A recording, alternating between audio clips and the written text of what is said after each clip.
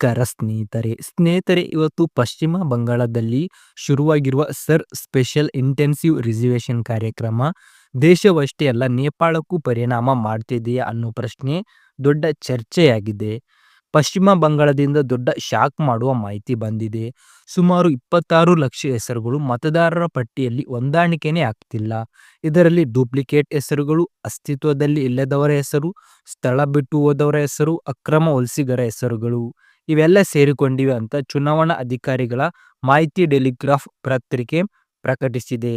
ಇದು ಸಾಮಾನ್ಯ ಪಟ್ಟಿ ಪರಿಷ್ಕರಣೆ ಅಲ್ಲ. 2002ರ ಹಳೆಯ ಪಟ್ಟಿಯ ಜೊತೆ ಈಗಿನ ಪಟ್ಟಿಯನ್ನ ಮ್ಯಾಚ್ ಮಾಡಿ ಯಾರು ನಿಜವಾದ ಭಾರತೀಯರು, ಯಾರು ಅಕ್ರಮವಾಗಿ ದಾಖಲಾಗಿದ್ದರು ಎಂಬುದನ್ನು ಪತ್ತೆ ಹಚ್ಚೋ ದೊಡ್ಡ ಕಾರ್ಯ. ಪಶ್ಚಿಮ ಬಂಗಾಳ, ಬಿಹಾರ, ಉತ್ತರ ಪ್ರದೇಶ, ತಮಿಳುನಾಡು ಈ ರಾಜ್ಯಗಳಲ್ಲಿ ಈಗ ಸರ್ ಜೋರಾಗಿ ನಡೆಯುತ್ತಿದೆ. ಪಶ್ಚಿಮ ಬಂಗಾಳದಲ್ಲಿ ಮಮತಾ ಬ್ಯಾನರ್ಜಿ, ತಮಿಳುನಾಡಿನಲ್ಲಿ ಡಿಎಂಕೆ, ಬಿಹಾರ್, ಉತ್ತರ ಪ್ರದೇಶದಲ್ಲಿ ಇತರ ಪಕ್ಷಗಳು ಸರ್ಕಾರಿ ನೌಕರರ ಒತ್ತಡದಲ್ಲಿ ಕೆಲಸ ಮಾಡುತ್ತಿದ್ದಾರೆ ಅನ್ನೋ ಕಾರಣಕ್ಕೆ ಸರ್ ವಿರುದ್ಧ ರಸ್ತೆಗೆ ಬಂದಿದ್ದಾರೆ. ಆದರೆ ಚುನಾವಣೆ ಆಯೋಗ ಸಿಗ್ನಲ್ ಸ್ಪಷ್ಟ: ನಿರ್ದಿಷ್ಟ ದಾಖಲೆಗಳಿದ್ದರೆ ಯಾರ ಹೆಸರನ್ನ ತೆಗೆಯುವುದಿಲ್ಲ.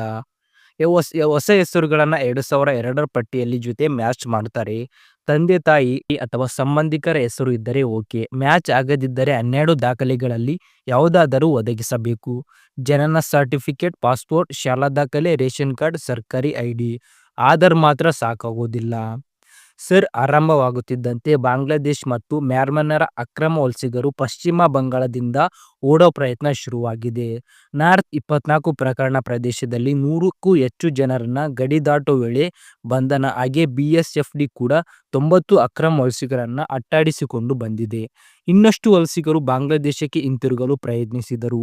ಅವರ ಬಳಿ ಸರಿಯಾದ ದಾಖಲೆಗಳೇ ಇಲ್ಲ. ಆದ್ದರಿಂದ ಈಗ ನೇಪಾಳದತ್ತ ಓಡಿ ಬರುತ್ತಿದ್ದಾರೆ ಅಂತ ವರದಿಗಳಿವೆ. ಕಾಕರ್ಬಿಟ್ಟಿ ಮೇಚಿನದಿ ಗಡಿ ಮಾರ್ಗದಲ್ಲಿ ಅಕ್ರಮ ವಲಸಿಗರ ಚಲನವಲನ ಹೆಚ್ಚಾಗುತ್ತದೆ ಅಂತ ಎಂಬ ವರದಿ ಇದೆ.